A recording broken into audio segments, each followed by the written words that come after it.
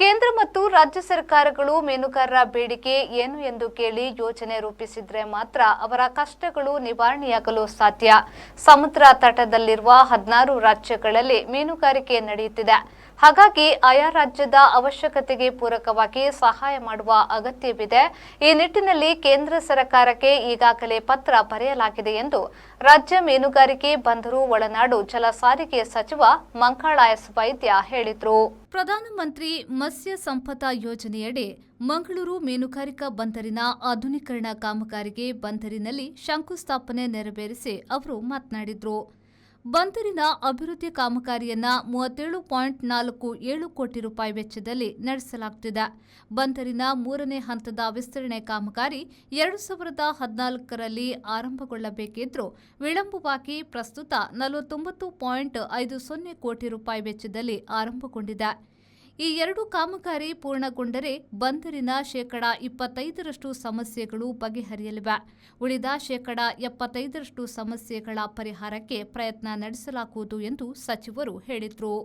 ಹಾಕಿದ್ರೆ ಆಸ್ಪತ್ರೆಯ ಸಂಪೂರ್ಣವಾದಂತಹ ಚಿಕಿತ್ಸೆ ವೆಚ್ಚವನ್ನು ನಾವು ಕೊಡ್ತಾ ಇದ್ದೇವೆ. ಅವರು ಪರ್ಮನೆಂಟ್ ಆಗಿ ಕೈ ಕಾಲು ಏನಾದರೂ ಕಳ್ಕೊಂಡ್ರೆ ಅವರಿಗೂ ಶಾಶ್ವತವಾಗಿ ಏನಾದರೂ ಇಟ್ಕೊಂಡು ಇರಲಿ ಅಂದೇಳಿ 3.5 ಲಕ್ಷದವರೆಗೆ ಅವರಿಗೆ ವ್ಯವಸ್ಥೆಯನ್ನು ಮಾಡಿದ್ದೇವೆ ನಾವು. ಇದೆಲ್ಲ ನಿಮ್ಮ ಮುಖಂಡರ ಹತ್ರ ಕೇಳಿಕೊಂಡು ಮೀನುಗಾರರ ಪರಿಸ್ಥಿತಿಯನ್ನು ನೋಡಿ ಮೀನುಗಾರರಿಗೆ ಪೂರಕವಾದಂಥ ಎಲ್ಲ ರೀತಿಯ ವ್ಯವಸ್ಥೆಯನ್ನು ಮಾಡಿದ್ದೇವೆ. ಒಂದು ಕಡೆ ಅಲ್ಲಿ 49.5 ಕೋಟಿ ರೂಪಾಯಿನ ವರ್ಕ್, ಅದು ಗುದ್ಲಿನೂ ಪೂಜೆ ಮಾಡಲಿಲ್ಲ ನಾನು, ಮಾಡಿ ಮೊದಲೇ ಅಲ್ಲಿ ಕಷ್ಟದಲ್ಲಿ ಇದ್ದಾರೆ ಅಂದೇಳಿ ಸ್ಟಾರ್ಟ್ ಮಾಡಿಬಿಟ್ಟಿದ್ದೇನೆ ನಾನು, ಅದು ಪೂಜೆನೂ ಮಾಡಲಿಲ್ಲ. ಇದು ಏನು ನಮ್ಮದು 50% ನಮ್ಮದು 50%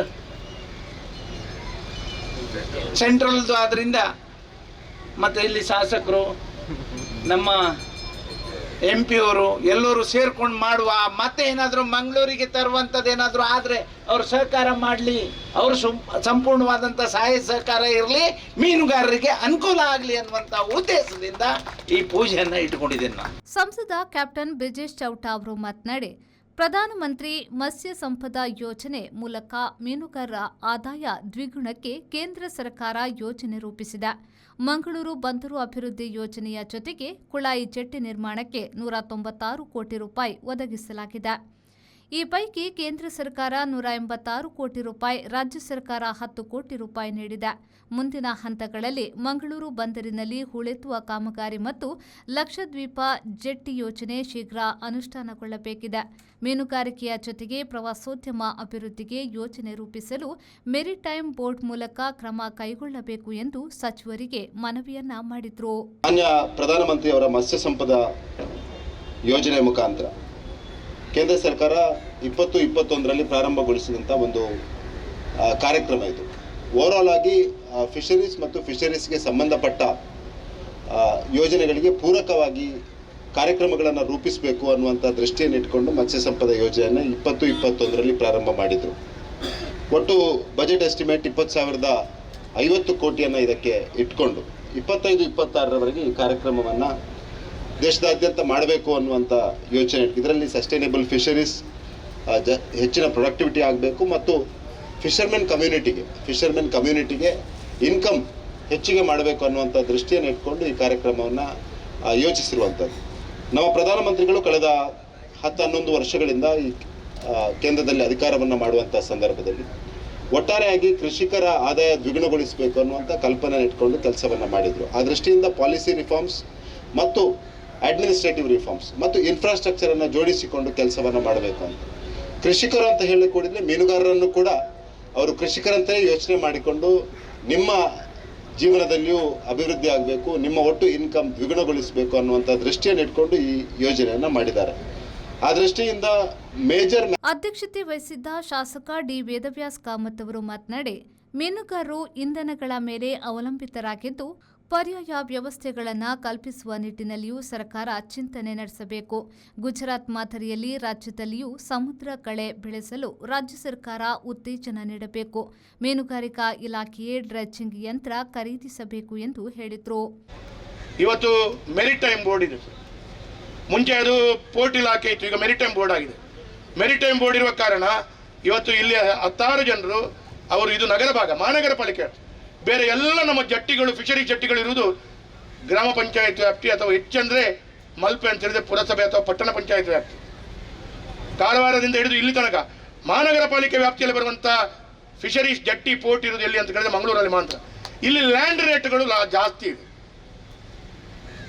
ಇಲ್ಲಿ ಲ್ಯಾಂಡ್ ರೇಟ್ಗಳು ಮಂಗಳೂರಿನಲ್ಲಿ ಸೆನ್ಸ್ಗೆ 20 ಲಕ್ಷ 30 ಲಕ್ಷ. ಅದೇ ರೀತಿಯಲ್ಲಿ ನಾವೀಗ ಈ ಹಿಂದೆ ಅವರಿಗೆ ಎಲ್ಲ ವ್ಯಕ್ತಿಗಳಿಗೆ ನಾವು ರಾಯಲ್ಟಿ ಮುಖಾಂತರ ಖಾಲಿ ಜಾಗವನ್ನು ಪೋರ್ಟ್ ಇಲಾಖೆ ಮುಖಾಂತರ ಕೊಡ್ತಿದ್ದೆವು. ಈಗ ಅದೆಲ್ಲವೂ ಫೈಲು ಮೆರಿಟೈಮ್ ಬೋರ್ಡ್ ಮುಖಾಂತರ ಸರ್ಕಾರಕ್ಕೆ ಹೋಗುತ್ತೆ.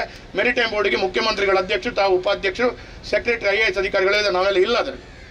ಆದರೆ ಸರ್ ಅದಕ್ಕೆ ಸಹಜವಾಗಿ ಈ ಹಿಂದೆ ಪೋರ್ಟಿನಲ್ಲಿ ಬಾಡಿಗೆ ಇರುವಂಥ ವ್ಯಕ್ತಿಗಳ ಬಾಡಿಗೆ ಎಷ್ಟಿತ್ತು, ರೆಂಟ್ ಎಷ್ಟಿತ್ತು, ಇತ್ತೀಚಿನ ದಿನಗಳಲ್ಲಿ ಸರಿಸುಮಾರು 400% ಹೆಚ್ಚಾಗಿದೆ. ತಪ್ಪು ನಂದು ಇರಬಹುದು, ನಿಮ್ಮದು ಇರಬಹುದು, ಯಾರ್ದು ಇರಬಹುದು. ಆದರೆ ಬಡ ಬಡ ಬಡ ವರ್ಗ ಸರ್, ತಾವು ಸರ್ ನಮ್ಮದೇ ಸರ್ಕಾರ ಇದು, ನಮ್ಮದೇ ಸರ್ಕಾರ, ಯಾರು ಸರ್ಕಾರ ಮಾಡಿದ್ರು ಸತ್ಯನೇ ಸರ್.